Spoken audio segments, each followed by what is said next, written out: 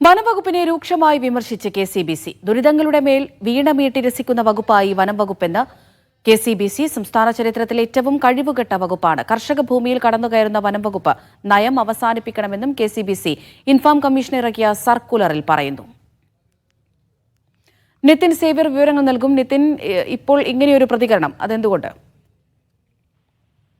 അമൃത, കെ.സി.ബി.സി. ഇൻഫാം കമ്മീഷന്റെ സർക്കുലറിലാണ് വനംവകുപ്പിനെതിരെ രൂക്ഷമായ വിമർശനങ്ങൾ ഉന്നയിക്കുന്നത്. ദുരിതങ്ങളുടെ മേൽ വീണമീട്ടി രസിക്കുന്ന വകുപ്പായി കെ.സി.ബി.സി. മാറി എന്നാണ് വിമർശനം. സംസ്ഥാന ചരിത്രത്തിലെ ഏറ്റവും കഴിവുകെട്ട വകുപ്പായെന്നും വന്യമൃഗ ആക്രമണങ്ങൾ വൻതോതിൽ വർദ്ധിച്ചുവെന്നും കർഷകർ നേരിടുന്നത് സമാനതകളില്ലാത്ത പ്രതിസന്ധിയാണെന്നും കെ.സി.ബി.സി. പറയുന്നുണ്ട്. കേരളത്തിന്റെ വഴിയോരങ്ങളിൽ ജനങ്ങൾക്ക് സൈര്യവിഹാരം നടത്താൻ സാധിക്കാത്ത വിധം തെരുവുനായ്കൾ പെരുകുന്ന ഗുരുതരമായ സാഹചര്യമാണുള്ളത്. കഴിഞ്ഞ വർഷം 2014 മുതൽ 2025 കഴിഞ്ഞ വർഷം വരെ 85 മനുഷ്യജീവനുകൾ വന്യജീവി ആക്രമണത്തിൽ നഷ്ടപ്പെട്ടു. പക്ഷേ ഈ സർക്കാർ ഈ കണക്കുകൾ കണ്ടിട്ട് ഉറങ്ങുകയാണ് എന്നാണ് കെ.സി.ബി.സി. പറയുന്നത്. യാതൊരു നടപടികളും എടുക്കുന്നില്ല. നിയമാനുസൃത ഭൂമിയിൽ സ്ഥാപിക്കപ്പെട്ട കുരിശുകൾ പൊളിച്ചു മാറ്റി വിശ്വാസത്തെ ആക്ഷേപിക്കാൻ മാത്രമാണ് സർക്കാരും വനംവകുപ്പും ശ്രമിക്കുന്നതെന്നും എല്ലാ നിയമങ്ങളെയും പൊളിച്ചെടുത്താനുള്ള ആർജവം ജനപ്രതിനിധികൾക്ക്